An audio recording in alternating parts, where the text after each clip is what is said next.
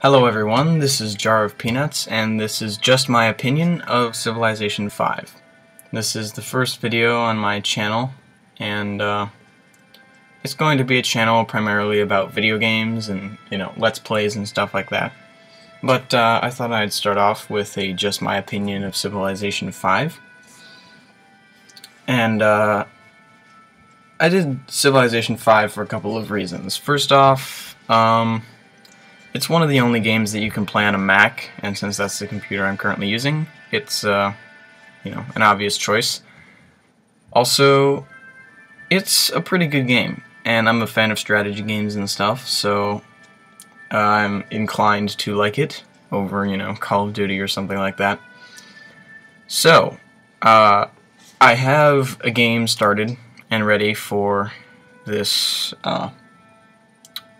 opinion video as Genghis Khan, because Genghis Khan is awesome. Alright, so Civilization 5 is a game where you start your own civilization, as the name implies, and you found your first city, and you just grow. You expand your city, you conquer other nations, you make friendships, you break friendships, you kill people with horses. All that good stuff that civilizations do.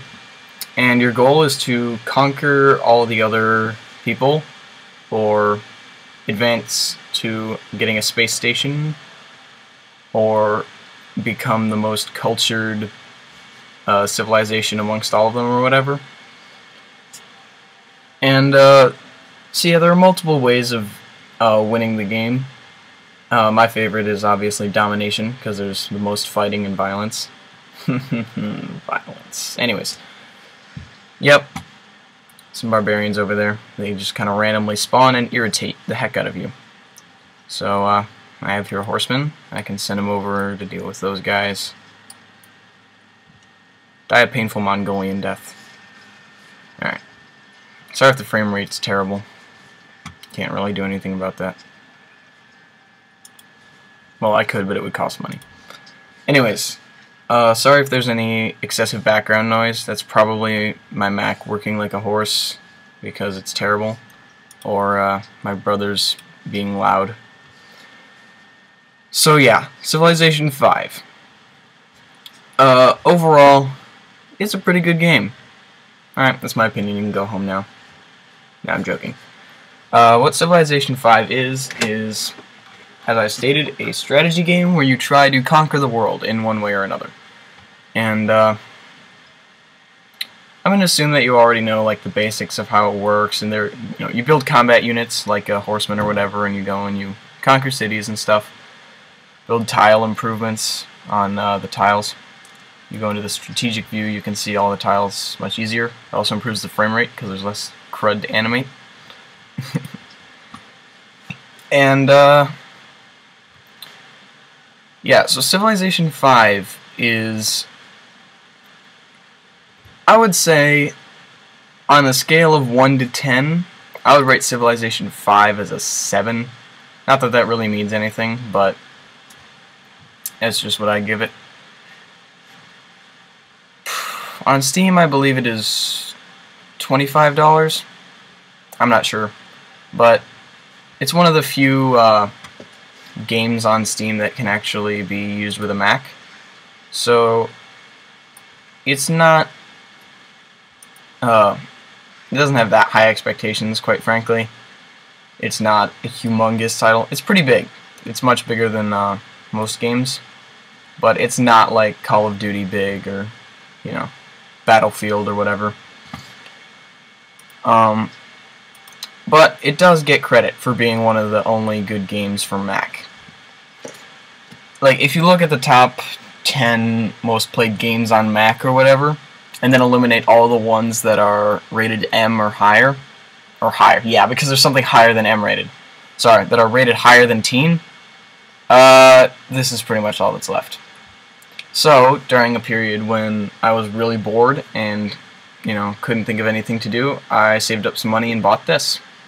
And it turned out to be a pretty good decision. Like, I played through as the Japanese and won a scientific victory. Uh, and then I pretty much didn't touch it again until a while ago, when my friend came over and he wanted to play it. So I let him play it, and then I realized, oh yeah, this is actually pretty fun. I should probably go and start a new game of that. And I did. And I've been kind of getting back into it since then. And it's definitely more of a casual game. I mean, it requires a pretty serious time commitment, because taking over the entire world requires a lot of time. Like, one game of domination can take you over 12 hours. And that's if you're really good. If you're like a noob cake, it'll probably take you upwards of 2 days of playtime. So yeah, it requires a pretty serious time commitment. But you don't have to do it all at once. Like, you can just save and quit whenever, and it's relaxed. It's a turn-based strategy game, so there's no, like, frantic, oh my gosh, they're attacking me, gotta scrabble some forces together, none of that. So, it's more of a, I would say it's more of a casual game. I'm probably gonna get yelled at for all the hardcore Civilization fans or whatever. But that's how I view it.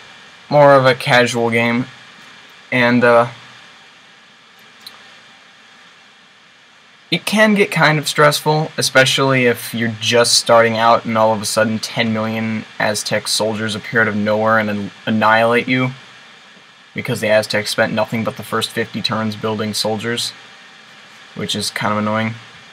But if you can get past, like, the ancient era and graduate into the medieval era or whatever comes next, then, and you've got like 3 or 4 cities, then you're in pretty good shape, and you can enjoy the rest of the game without being harassed by barbarians or Aztecs, because the Aztecs are really annoying in this game. They hate everyone. And, oh yeah, one tip for gamers, don't trust the Aztecs ever, because 3 times in a row they've made friendship pacts with me, this being one of the times, and then they broke them later and attacked me. Luckily this time I had my armies ready after just conquering China. As you can see, I have Beijing and Shanghai and all that. So I was able to drive them back, and now we have a peace treaty. They paid me money to stop killing them, which is nice. The Aztecs are stupid, which is nice. But anyway, the game itself, like I said, rated a 7 out of 10. It's pretty good. It's, the combat isn't very intuitive or gratifying or anything. I mean, really, you just click, and then watch your units kill their units. So it's not exactly an involving experience, but I wouldn't say you're not totally dissociated from it, because there's still strategy involved. Like, you gotta pick where your archers are and stuff, and you gotta pick off the weak units first so that they have less attacking forces on their next turn. And you gotta, like, place your military generals and stuff, so that they affect the most units with their buffs and stuff. So it's definitely a more involving experience than most turn-based strategies are. But it's not like, you know, first-person shooter, all-the-time action combat. As far as, like, the whole managing your empire thing goes, that's done really well. Like, you can enter into your city screen just by clicking on it, and then you can change your production. See right here, I'm producing the Himeji Castle, which will take a further 8 turns, and it will give me 3 culture, which I can put towards buying a new policy, which will give me passive abilities for my empire. And currently they want ivory. Well, too bad for them, I don't have any. I have a total of 9 citizens. Yeah, pretty impressive. 9 citizens. I can take over the world with this.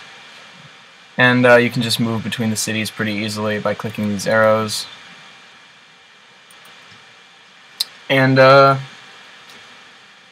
yeah. The whole economy thing, there's not really that big of an economy system. It's just, you get gold, and you spend it to buy units and structures and stuff, and upkeep your roads and blah blah blah.